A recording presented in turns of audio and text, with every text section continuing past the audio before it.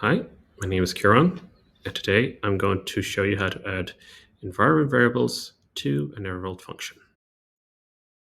This here is a node function that we previously created earlier. You simply click on the environment variables tab, which will show, and you'll just have to click the add variable button, enter in the name of the variable, the value, the create variable button again. It will take a while, once the dialog has closed, for the environment variable to be propagated to the actual function and to show up in the dashboard.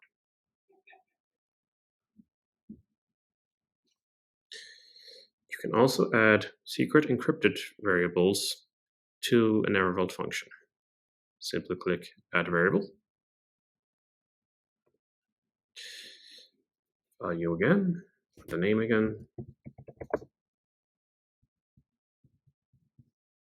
click on the secret checkbox, press Create Variable.